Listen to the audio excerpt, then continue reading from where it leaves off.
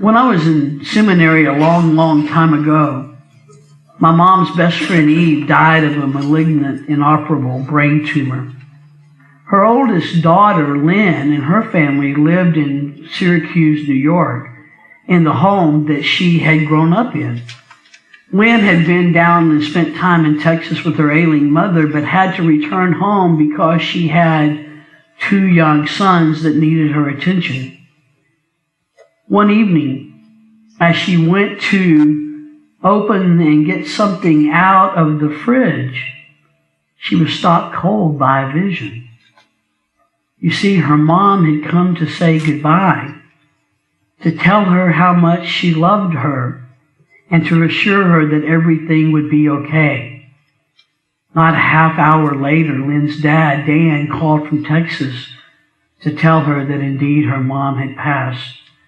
30 plus years later, I still vividly remember that story. I don't understand it any more than I did then. It's a mystery to me, but I believe it to be true. Some of you have had similar experiences to Lynn's, and so this all probably makes perfect sense to you. But others of you, like me, you wrestle with the mystery of things that just don't make sense according to our modern sensibilities. And I suspect that for many of us, this passage from Luke's gospel is that kind of mysterious story. You know, if I'm honest, I would have rather not wrestled with the meaning of this passage of Scripture this week. Forget that the liturgical calendar calls today Transfiguration Sunday. It would have been much easier just to skip over it. I mean, honestly, how do we make sense of a story like this with our 21st century minds? We expect things to be rational, do we not? We expect them to be explainable. And this story just doesn't fit in our, I'll believe it if I can see it, hear it, taste it, touch it, smell it kind of world. The story moves us to mystery, a place where most of us, if we're honest, are not real comfortable. It's beyond the reach of historical reconstruction. It's beyond the reach of scientific verification.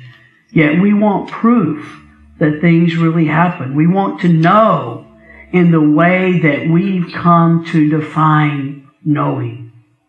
And yet, I dare say that most of us have to admit that there are times when we ourselves know in other ways. There's no empirical evidence to support our gut feeling. There's nothing physical we can point to. We just know. Knowing and seeing seem to take on a different meaning when we slip from the limits we've established in this world into the world we call mysterious, the world of the holy. This story from Luke underscores for us that seeing is not always a function of ordinary human eyes. Peter, James, and John are taken up a mountain by Jesus, and there they see this fantastic sight. They have this holy experience. Prove it, we say. Prove to me that Jesus wasn't some ancient David Copperfield, a great musician, a hypnotist, a ventriloquist, if you will. How do I know that this really happened? I've come to understand that that may simply never be possible. In fact, the older I get, the more comfortable I am becoming with the idea that I may not ever fully understand some things. Although we live in a time that claims the world must make sense, more and more I realize that much of our life is simply lived by faith. I don't understand electricity, but I trust that when I flip the switch, the light will come on. I trust that when the doctor says that this prescription will help me, that it really will. I believe that when people tell me they've had an experience of the other, of the holy, that I've never had, I believe that they did.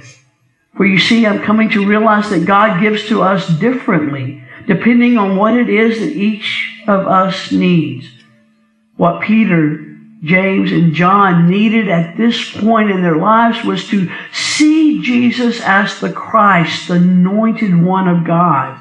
They needed to have a better understanding of who Jesus was because they would soon be following him into Jerusalem, following him down that difficult path to crucifixion. It's no accident that we focus on the transfiguration right before the season of Lent begins. We need a better picture of who Christ is if the whole passion narrative leading us toward Easter is to make sense to us. We have to remember that God's very self was being offered up for us and our salvation. We need that picture before us to make that journey to Jerusalem and the cross bearable. So 3 disciples are taken to a high mountain. It doesn't really matter that we know where that physically was. Was it a real mountain? Was it Mount Sinai or Mount Tabor? The point is, it's a place that symbolizes for us the border between earth and heaven, between the material and the spiritual. We want to believe, do we not, that there is a clearly defined fixed boundary that separates the two, but Holy Scripture often gives us a very different picture. God can easily move from one to the other, can lift the veil from time to time when God's people need a closer glimpse of the holy, as we needed this week. So they go to this special place, and there they have this experience of the holy. They are given a glimpse of Jesus as a transformed human. Jesus has just tried to tell them what it really means to be the Messiah just a few days before. He asked them who people were saying that he is, and Peter responded, the Christ, the Messiah. And Jesus told that as the Messiah, he was going to be killed. And what does Peter do? He protests. He doesn't understand. This doesn't fit his picture of what a Messiah is all about. So God chooses to provide him with yet another picture. One I'm sure he could go back to time and time again in the coming days, a picture that might provide him courage and comfort and strength as he watches this Messiah ridiculed and tortured and executed. Even as they watch that happen, Peter, James, and John can bring to mind this image of Jesus transfigured on the mountain, his face aglow, his clothing gleaming white. They can remember that he stood there with Moses. He stood there with Moses, who represented the law to the Hebrew people, and on the other side stood Elijah, the representative of the prophets. Their very presence and communion with Jesus that day testified, assured the disciples that this was the one whom the law and the prophets spoke about. They could carry that picture with them, and perhaps it would give them a sense of peace. And just in case that image were not enough, God gives them a verbal message to echo with them in the days to come. It's similar to the one God spoke at Jesus' baptism. This is my Son, the chosen one. Only this time, the words are added. Listen to him. Important words for us today, are they not? Listen to him. Perhaps God is trying to help prepare them for the trials they too will experience. Listen to my Son. He has important things to tell you.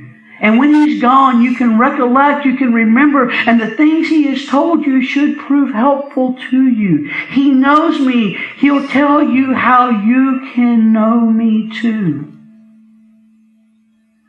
Peter, of course, still didn't quite get it. Peter is Peter. So he wants to nail it all down. He wants to make it fit in his world. So let's build some tents, Jesus, one for you and Moses and Elijah. Y'all can live up here because God apparently resides here and speaks to us from time to time from this mountain. Oh, and we can live happily ever after. Peter is so like us. We humans need divine help understanding the mysteriously holy. So Jesus helps them. In the days ahead, He won't necessarily explain what happened that day on the mountaintop, but He works hard to help Peter and the others to understand more about the holy, more about the one true God, more about what it means to live in constant relationship with the loving Creator. Listen to Him. God's advice to them, and no doubt God's advice to us as well. I know that many of us we claim that we just aren't mystical sorts of people. And yet I dare say that many of us have slipped across the barrier between our world and the other at one time or another in our lives.